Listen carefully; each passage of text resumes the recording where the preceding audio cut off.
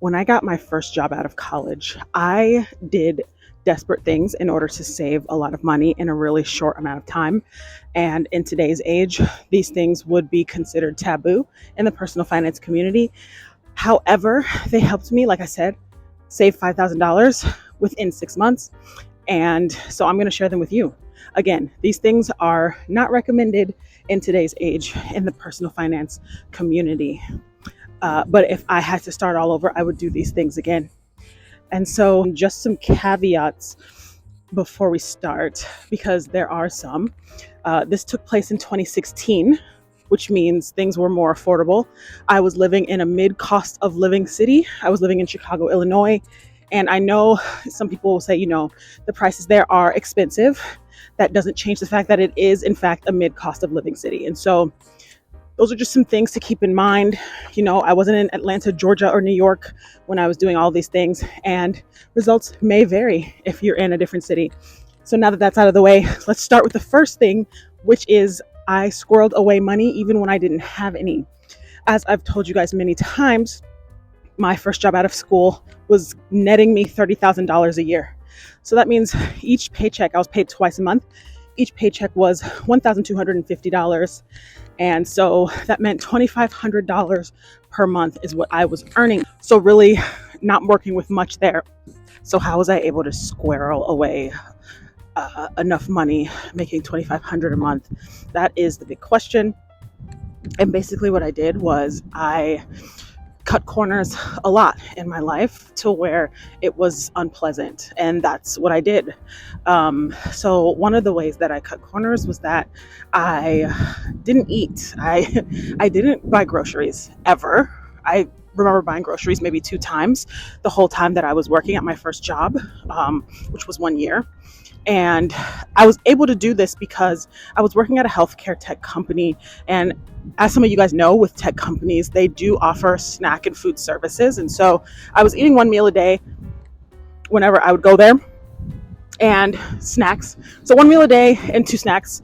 And then when I was not working, I was not eating. So was I hungry? Yes. However, I was doing what I needed to do in order to get to that first $5,000. And so that's what I did.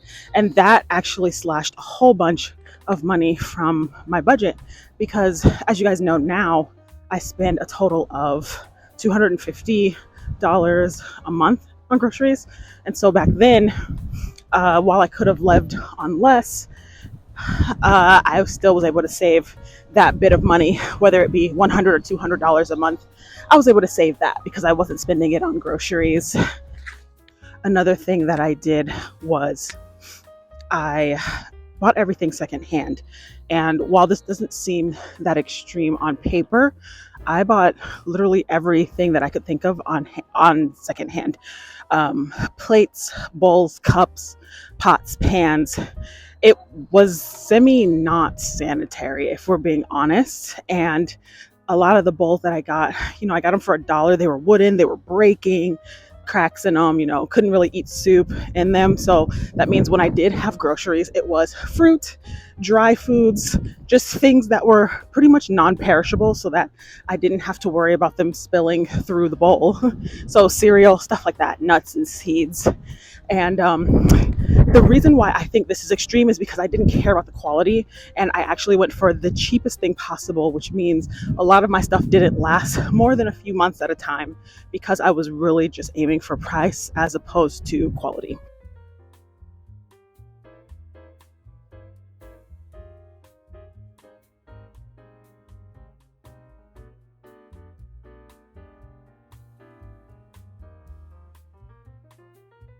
Third thing that I did, the most embarrassing thing, to be honest, chose to forego insurance. And not only did I choose to forego insurance, but I forwent all of my benefits that were offered at my first job. I didn't do any 401k contributions.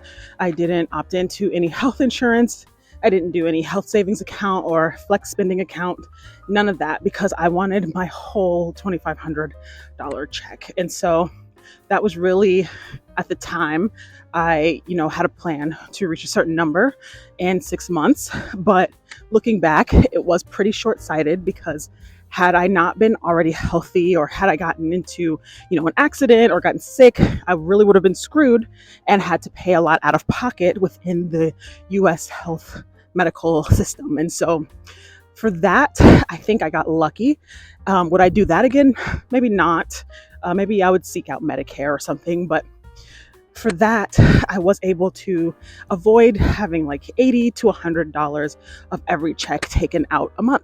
Now, a downside with that is that I did miss out on 2 working years worth of investment time. And in 2016, we were still in the thick of the 10-year bull run that we had up until 2020. And so I definitely missed out there just because I was being a little short-sighted and wanting to have a lot of money in my bank account, just getting my 4 walls established. I wasn't thinking, bigger picture in terms of compound interest and, that compounding growth that comes with investing in the stock market. So because of that, I didn't start until I was about 24 or so.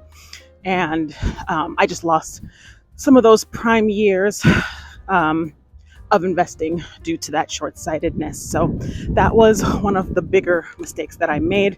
However, would I do that again?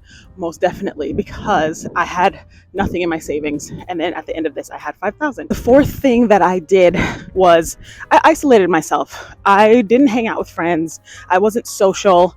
I didn't see anybody for a while. And it was super sad, to be honest, isolating, lonely, all of those things. And that just actually came naturally with, just graduating college and trying to get the hang of being an adult, navigating adulthood, as well as having a lot less free time than what you did in college. And so naturally, I did hang out with people a little bit less. And because of that, I was able to save a little bit more money, which I think benefited me in the long run. I was able to reconnect with all of my friends once I became established, but that first year to year and a half was pretty rough. I walked everywhere, and some of you might say, you lived in Chicago. Of course you were able to walk. It's a good city with a good transit system. And you're correct. However, I wasn't just walking 10 to 13 or 15 minutes. I was walking 10 to 13 miles. I wasn't paying for a bus pass the whole time. I didn't want to put the $50 to $80 for a monthly pass, which would have been the most cost efficient thing to do. I was pinching pennies, you guys. And so because of that, I didn't pay for transportation. I didn't even have, until I got my apartment, which was about 3 months into my first job, I didn't even have a stable apartment. I was living in an international house that I was connected to through a mentor through school. So it was very temporary. Everything was very temporary. I was walking everywhere. I had really cheap shoes, Payless Shoe Source was still open at that time. So my shoes were like $20. And all of this stuff that I forewent when I had my first job was able to help me save around $600 to $700 every month, while I also was paying around $600 to $700 for my student loans. And so that is what I did, you guys. Desperate times calls for desperate measures. And I was truly desperate to just break the curses that I was coming from. And I had never seen 4 figures saved in a savings account before. And so that's what I wanted to do. And that's how I did it. I was able to do it in 6 months, but I'm more interested in you. What are some strategies that you guys think would work in today's age to save $5,000 in less than a year? Because there are so many people right now that I know who could use an extra $5,000. And so let me know in the comments below what you think. What are some things that you would do? And what are some things that you guys think I did that were absolutely crazy? I would love to know that in the comments below. And I would see you in the next video.